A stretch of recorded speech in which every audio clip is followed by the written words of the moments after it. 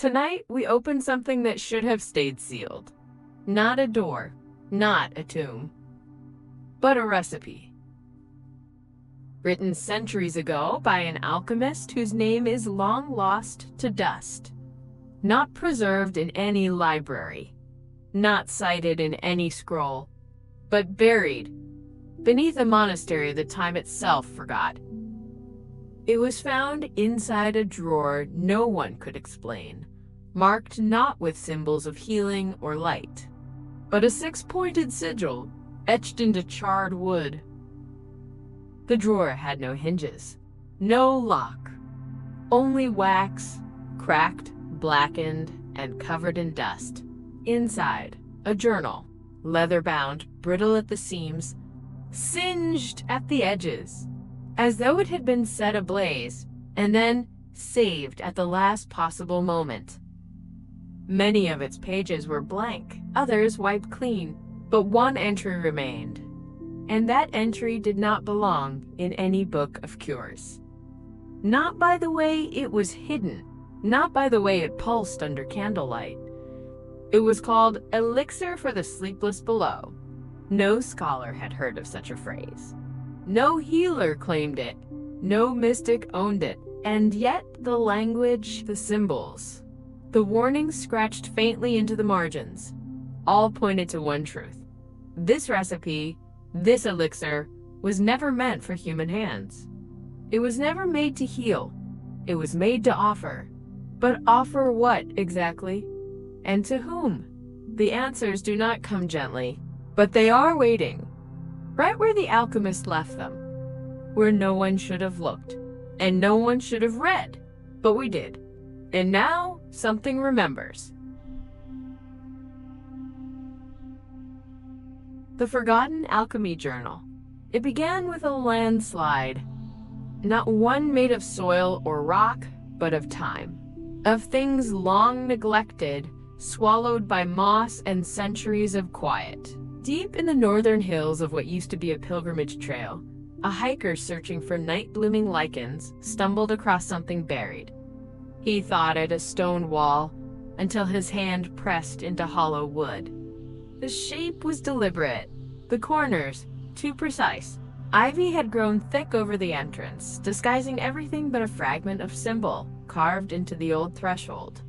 6 jagged lines in a circle, barely visible under grime. At first, they thought it was a chapel. Small, forgotten, but the deeper they looked, the more it revealed something else entirely. No cross, no altar, no names carved in remembrance. Just long corridors that sloped downward, dust layered like ash, and drawers, hundreds of them, each sealed with hardened wax.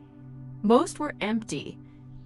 Some held fragments, a rusted ring, a torn sash, pieces of parchment faded to the color of breath. But one drawer was different. Its wood was darker, scorched in places, and warm to the touch, as if it remembered fire. There were no hinges, no latch.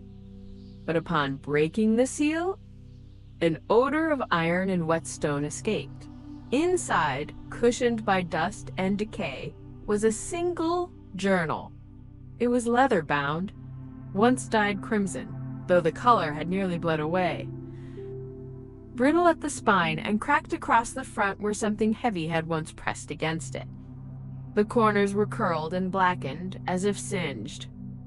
And though time had clearly tried to erase it, the journal still breathed. Its pages whispered when opened. Some were blank, others smudged. Several had been soaked with something long dried, leaving only stains where words once lived. But halfway through the book, a page resisted silence. It was wrapped in a folded layer of parchment, sealed at each corner with a different symbol, none matching known alchemical glyphs. Beneath the parchment, the ink had faded unevenly, as if reacting to the air. But the title still held form. It read, Elixir for the Sleepless Below. Not potion, Not remedy, not draft. Elixir. The word carried weight. Old. Intentional. Chosen by a hand that understood power. Yet the rest of the page was less certain. The letters trembled, trailing off in places. The ink had pooled in the final lines, blotting one word entirely. What caught the eye next were the markings in the margins. Not notes, not measurements. They were warnings. Not written in any known language, but carved, as if by blade. Symbols twisted at unnatural angles, each drawing the eye away from meaning. And faintly, only visible under heat, another phrase surfaced near the fold. Not for mortal flesh. It wasn't immediately clear what that meant. The initial theory was that it referred to poison, something crafted for use on pests, or perhaps ceremonial animals. But the more they studied the ingredients listed on the opposite page, the less sense that theory made. There was no poison. At least, not by name, only things. Unplaceable. Part myth. Lunar glass. Red whisper moss. Milk of salt-borne roots. Each one offered a clue that this elixir did not belong to traditional alchemy. These weren't compounds gathered from field or forest. They read more like remnants, leftovers from a world not ours. And then came the final ingredient, ash from a dreaming skull. That line alone sent the scholars into disarray. Some believed it was metaphor. Others insisted it was ritual. A few left the project entirely. But the line had been written with the same care as the title. Underlined twice, the ink thickest there, as if the hand behind it pressed harder. Why? Why would an elixir require ash from something dreaming? And more pressingly, what kind of thing dreams after it's already bones? By this point, the term Sleepless Below was becoming more than just a phrase. It began to feel like a presence. Each night the journal sat open, the room it was kept in would change slightly. Books shifted. The air cooled in brief pulses. Once, a whisper was recorded. Not a word, just a breath. As though something unseen was listening, waiting. The team cataloging the journal was careful. Each handling was gloved. Each session logged. And yet, one by one, those involved began reporting the same dream. Not full visions, just fragments. A staircase made of bone. Water that refused to reflect their face. A feeling that something was watching, but only from beneath. These were researchers, not poets, not mystics. And none of them spoke to each other about it until the dreams began repeating. There were disagreements about what to do next. Some said the journal should be sealed again. Others wanted it archived, digitally scanned, left untouched. But one team member, an archivist with experience in forgotten languages, argued that its discovery meant something. That the elixir, whatever its origin, might have a deeper purpose. Maybe not a potion, maybe not even a weapon, but a message, a key. They didn't want to create it, just understand it. And so the study continued. But one request came from the archivist himself: leave the page open at night, just once, see what happens. They agreed. Only for a single evening, with full surveillance. That night the ink moved. Not visibly, not while watched. But in the morning, the margins had shifted. New lines, small, barely visible, had formed between the original warnings. No one saw it happen. No one could prove it.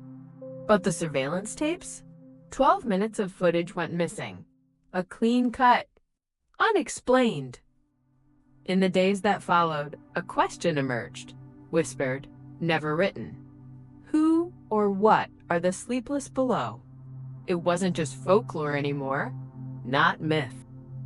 There were too many signs. Too many points of intersection between the language in the journal and ancient carvings found in subterranean caves. Markings once dismissed as random etchings made by early man. But they weren't random. They were echoes of the same symbols in the margins. And the further back scholars traced the glyphs, the more consistent they became. Different continents, different eras, always the same six-pointed mark, always pointing downward, always paired with silence. Which brings us here, to the question we now ask you, the ones listening now, in the quiet, in the dark. What do you think the Sleepless Below are? Is it a metaphor for forgotten gods? A term for memories buried in the mind? Or something else? Leave your thoughts below, but tread gently. Because some things remember when they're spoken of, and they listen harder when called by name. There is something peculiar about pages not meant to be read, something in the way they resist understanding.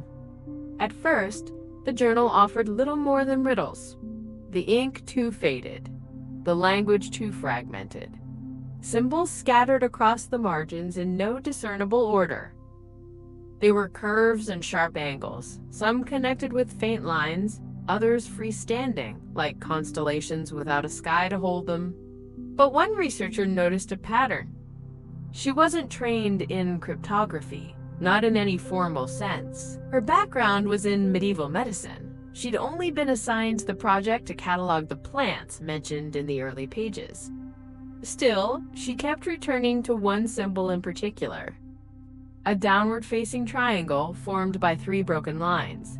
It appeared 12 times throughout the journal, always near a passage written in fragmented Latin, always paired with ingredients that could not be found in any known pharmacopoeia. She began to translate what she could, carefully, slowly. Some of it resembled prayer. Some read like warnings. And one phrase repeated more than once emerged from the confusion. This elixir is not for healing. It is for remembrance. Remembrance of what or whom was not clear. The next lines introduced the ingredients. Not all at once. They were scattered between entries, each cloaked in metaphor and obscurity. But they were there. The first was lunar glass, described as mined from where moonlight sinks beneath still water. That was the literal translation. An impossibility. But old folklore from the Aegean coast mentions a similar substance. Glass not blown or formed, but grown in tidal pools on certain nights of the year, hardened only in absolute silence. No known samples exist. Only stories, passed down by pearl divers who claimed to see reflections that didn't match their own. They called it moonbone. Said it could cut sound, said it could show futures that never happened. The journal provided no instruction for how to obtain it. Only a note scribbled in the margin. Do not store in sunlight. It remembers. The second ingredient was red whisper moss. It was found in a separate section, near a passage written in what appeared to be Proto-Gaelic. Loosely translated, it read, "Grows only where blood has never dried. Feeds on stories left untold." Red moss is rare, but not unknown. Some variants exist in tundra regions, growing on ancient battlefields. But this description was stranger.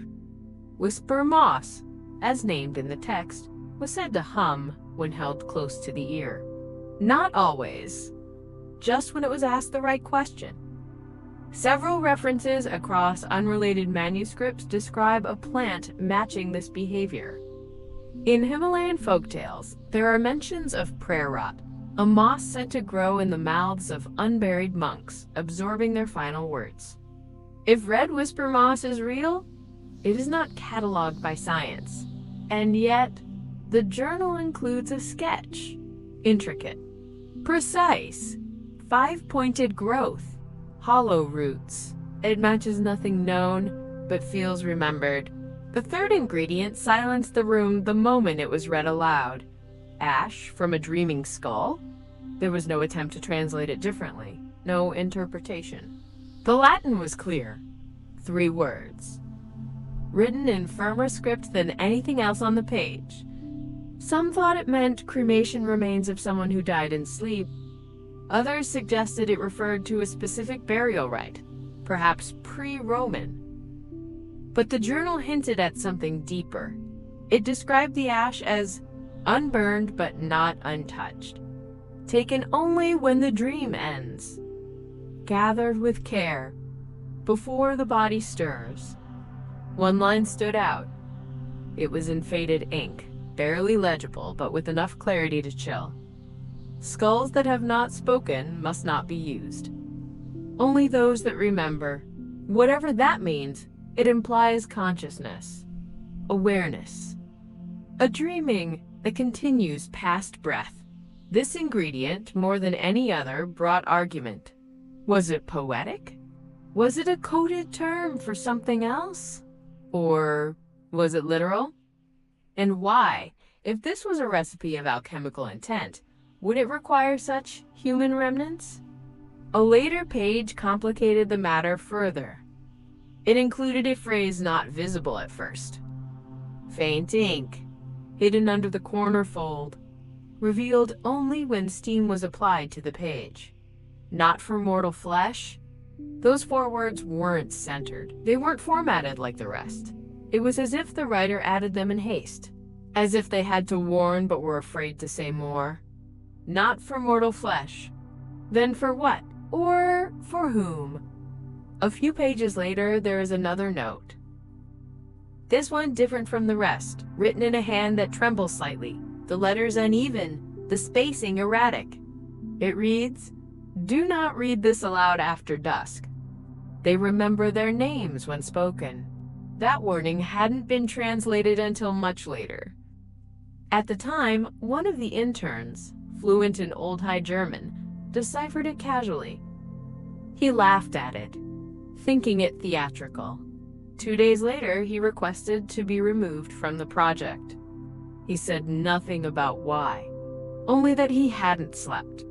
When pressed, he described lying in bed and hearing the sound of pages turning, not his own, but close, as if a book were being read next to his head. And then, always, the same whisper, "You called us." It would be easy to dismiss this as suggestion, a byproduct of working with unsettling material, a tired mind interpreting creaks and wind. But it happened again, to another, and then another. Each one began dreaming of thresholds, of low ceilings, of a voice beneath them, asking to be remembered. Not all who worked on the journal reported these events, but those who did left quickly, and so the research halted, at least officially. But someone didn't stop. One member kept reading, quietly, away from the others, and they tried to trace the ingredients to understand what might happen if just one part of the recipe were completed. Not to ingest, not to summon, just to replicate. To see if the alchemy held form. They never reported their findings, but a note was found in their belongings. A torn scrap. No signature. It read, "The elixir thickens when mourned for." It waits. It listens. It wants to remember through us. And below that, in the same trembling hand as before, "I only made 1 vial. I didn't drink it. I left it beside my bed." They came anyway, experimenting with the recipe. You can tell yourself it's only an experiment. You can recite every rule, every safeguard. But the moment you begin to gather what was never meant to exist together, something begins to pay attention.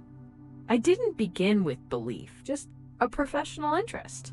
I'd worked with obscure texts before, herbal compendiums from pre-Christian Europe, transcriptions of forgotten rituals found in alpine cellars. Some made claims just as strange, but this journal, this recipe, stayed with me. It was supposed to remain under archival lock. Off limits. Referenced. Not handled. But I had taken a photograph of a page. Just one. I told myself it was for documentation. For study. Weeks passed. I tried to let it go. But late one night, after reviewing my notes, I found my fingers had written the ingredients again without conscious thought.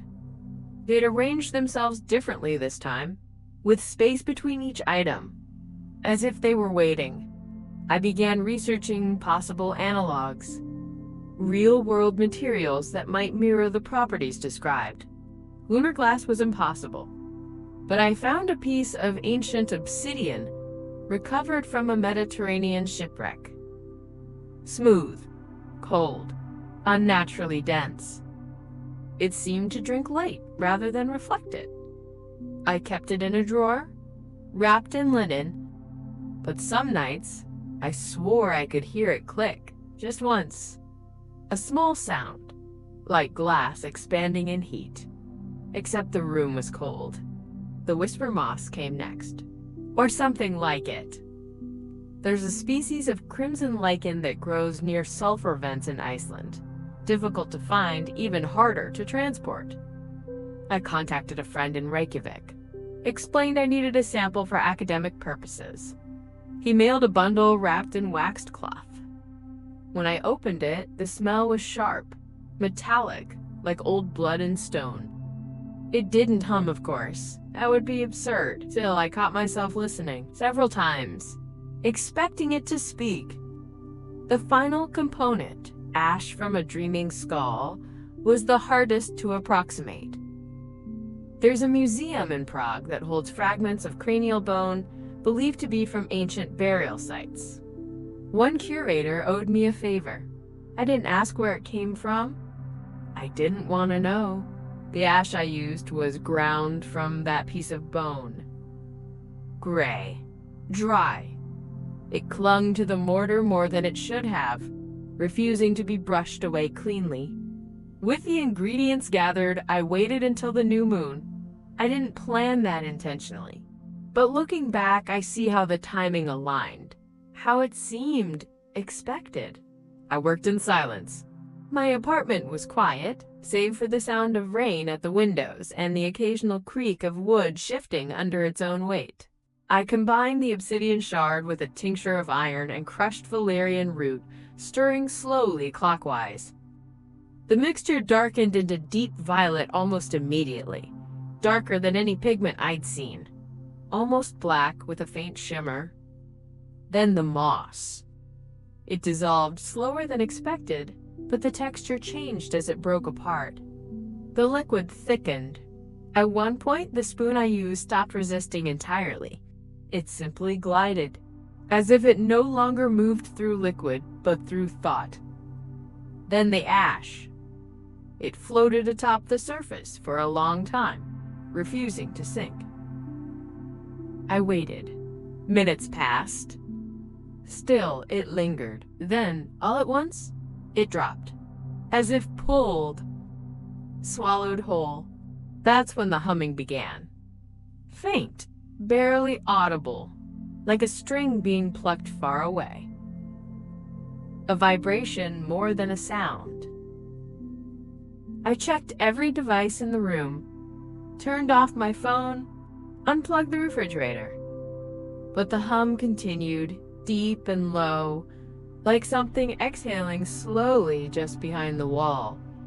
The shadows in the room had changed. I noticed that next. Not darker, not deeper, just off. They no longer followed the angles of the lamp. One stretched toward the corner, another curved unnaturally beneath the table, and once I caught my own shadow standing still when I moved. I told myself it was the light, just a trick, a layering of movement, and tired eyes. But then I saw the flicker, not a full movement, just a suggestion, like a figure turning away the moment you look. It happened again, and again, always just beyond the reach of focus. A chill moved through the room, not a breeze, not cold air, just wrong. The kind of cold that settles in old rooms before a thunderstorm. The kind that presses at your chest, not your skin. The mixture in the bowl, if it could still be called that, had thickened into something closer to resin. It pulsed faintly, no longer humming, but waiting. I reached toward it. I don't know why. My hand stopped just above the surface. I couldn't move it closer, not from fear. It simply wouldn't go. Then came the breath. Not mine. Not in the room. From beneath. Just a whisper of air, slow and measured, rising from the floorboards. I froze. It was not the sound of a house settling. It was the sound of lungs drawing air in the dark. I stayed there for a long time, unmoving, watching the bowl, watching the floor. The breath came again, longer this time, more aware, as if it sensed me, and that's when I knew I wasn't alone. I didn't sleep that night, not because I didn't try, but because something else was dreaming in my place, with a break after each sentence. The alchemy of the recipe.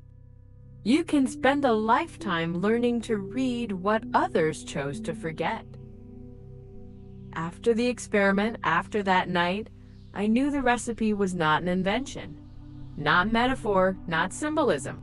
It was a conduit, a key, and keys only exist if there are doors. So I began to research more seriously, not just the journal itself, but the symbols within it. Cross-referencing line work in the margins with cave glyphs cataloged across northern Africa, the Balkans, and parts of western China. They matched. Not exactly, but close enough. In one Croatian site, deep inside a cave closed to tourists since the 90s, due to persistent structural shifts, there's a motif carved into stone. 3 hollow circles joined by a jagged line. The same image appeared in the journal beside the word below. In a separate monastic record stored in a Roman vault, a scribbled notation appears in Latin beside a faded parchment. We marked them as empty, for they did not speak in words but in forgetting. No name, no context, just a shiver across centuries. A shared uncertainty. Eventually, I found the oral legends. Mostly fractured, fragments from dying dialects and ritual songs kept alive by only a handful of aging custodians. They all referenced beings who do not walk, but press against the inside of the world. Not demons, not gods, something quieter. They were called the Hollow Ones in a dialect of southern Albania. In another story told by a shepherd's widow in Armenia, they were those who wait underneath. But the phrase that came back again and again, translated from multiple tongues, was the sleepless below. Always described the same way. No mouths, no eyes, only skins like pressed parchment. No breath of their own, only the breath they take from others. They are described not as attackers, but as inheritors. You don't summon them. You allow them. And once they come, they do not leave. At first, I thought they were metaphors. Archetypes for guilt, perhaps. The way grief remains after the body is buried. But then I started noticing the victims. Not dead. Not harmed in any way the world recognizes. Just changed. One was a freelance translator from Quebec. She posted a blog entry 2 years ago about vivid dreams, lucid, clear, with the same repeating symbol every night, a jagged thread of light being pulled from her chest. She said that in her dream, something stood at the foot of her bed and whispered, "Thank you." Another was a man from Taipei who kept a journal on an obscure lucid dreaming forum. He claimed he could remember all his dreams until, after one particular night, he couldn't remember any of them at all. Not just forgotten, he said he felt their absence, like spaces carved out of his mind. When asked to describe what he dreamed about before the silence, he wrote, stone ceilings, a pressure, something reaching up to touch me. That was his last post. Dozens more followed. Quiet echoes. Dreams no longer remembered, with a break after each sentence. A painter from Peru stopped using color and didn't know why. An elderly woman in Finland stopped recognizing her own grandchildren after what she described as a night with no middle. A teenager in Colorado left a single sentence on his locked notes app before going completely nonverbal. It wanted more. I began to track these incidents. Most were unreported. Some were dismissed as sleep disorders, stress, neurodegenerative illness. But every case, every one, shared a common thread, a loss of memory, not through aging or trauma, but through hunger. It wasn't just memory, it was emotion. Entire experiences, dreams. These beings, whatever they are, they don't feed in the traditional sense. They don't tear or bite or devour. They borrow, or rather unmake. As if what we feel, what we remember, is a kind of scent, a warmth, a signal, and they are cold, very cold. The deeper I read, the clearer it became. The recipe was never an elixir in the conventional sense. It was a tether. Each ingredient, symbolically or otherwise, resonates with absence. Obsidian drinks light. The moss grows only where fire once raged and then retreated. The ash, taken from a skull, no longer thinks. Together they summon no power. They create a vacancy, a hollow, and nature abhors a vacuum, so something fills it. That is the alchemy of the recipe. Not transformation, not healing, invitation. And what accepts that invitation doesn't bring warmth. It brings silence, a stillness that presses into your dreams first, and then further, as if erasing backwards. I began to wonder how far it had already reached. Whether I had called it, or whether I had only reminded it of something it once knew. I woke once to the sound of paper turning, though every book I owned was shut. Another night, I felt warmth on my cheek, as though someone had leaned in close and exhaled. When I turned, the room was empty, but one morning, I looked in the mirror and couldn't remember the name of the town where I grew up. It came back, eventually, but only after I whispered it aloud.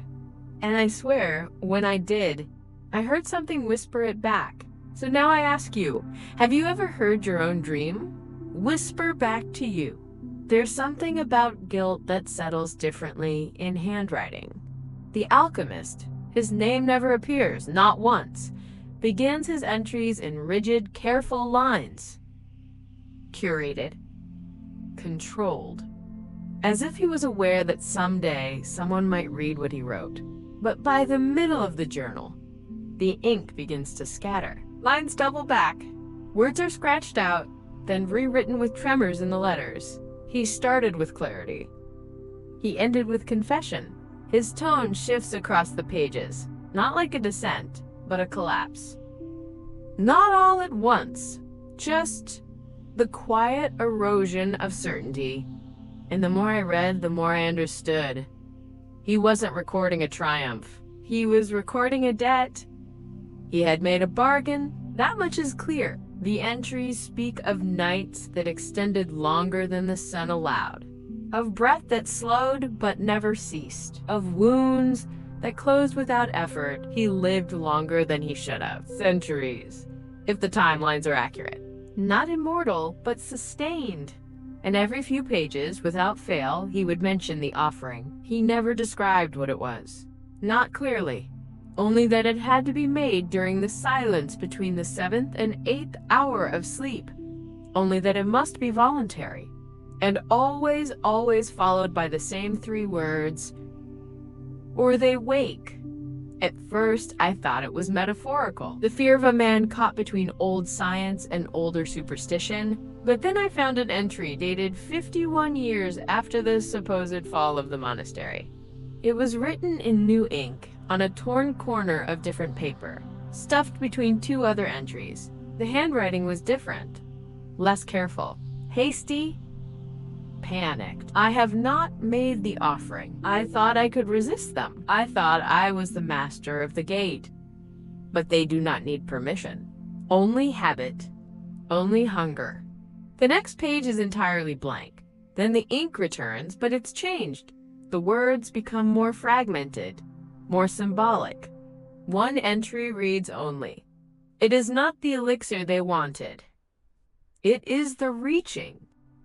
The gesture, the reminder. Was he trying to protect the world, or just himself? There are hints throughout that the alchemist believed he was doing something noble, something necessary.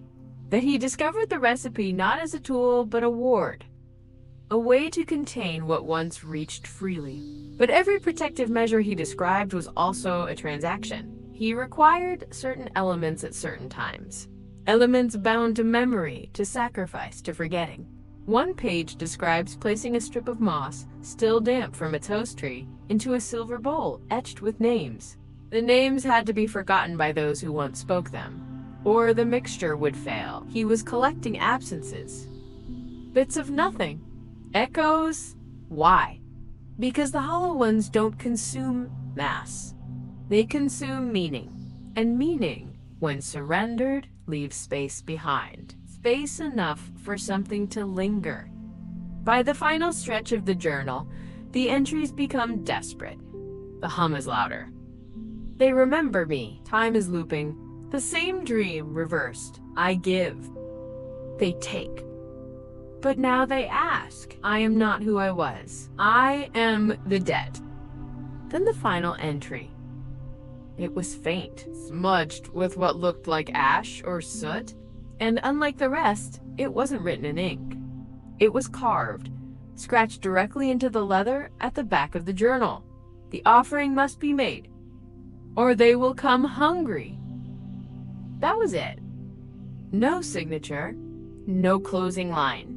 Just the pressure of those words gouged into the cover. I remember sitting back, thinking, was it a warning? Or a reminder?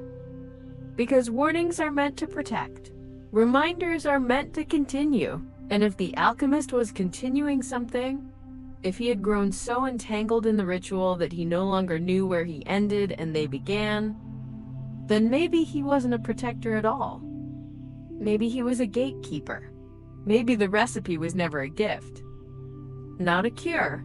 Not an offering. Just an invitation to participate, to help them remember what it felt like to be remembered. And someone, maybe him, maybe others, had been keeping that gate open for centuries. But here's the part. One haven't told anyone.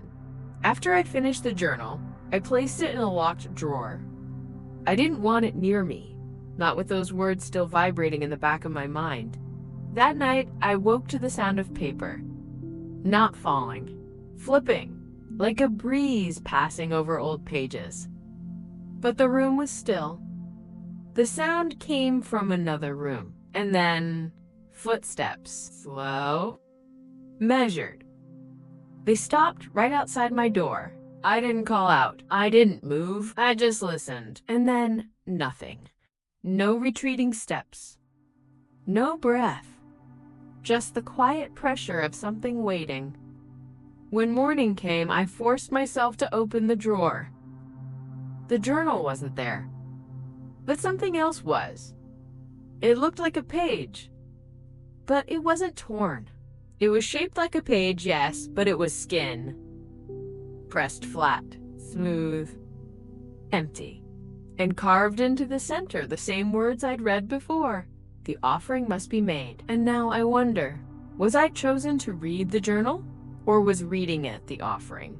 The journal was left behind in a drawer, closed off and sealed.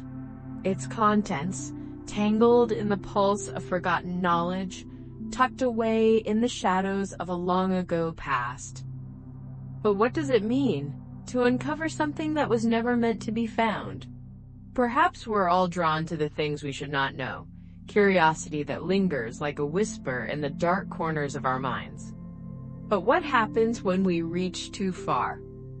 What if, by opening that drawer, by turning those pages, we've not merely uncovered a forgotten recipe, but something else entirely? When I first read those words, the ones scratched into the leather cover, I thought they were merely warnings, cautionary tales from a long-lost time. But there's something more in them, a truth, if you will. A truth that isn't meant for us to understand, not fully. For a moment, I imagined myself in the alchemist's shoes. Would I have done the same? Would I have crossed that line, placed that first ingredient into the potion, knowing what it might call? But curiosity, as always, has a way of pulling you deeper than you intended. And once you've gone too far, there's no turning back.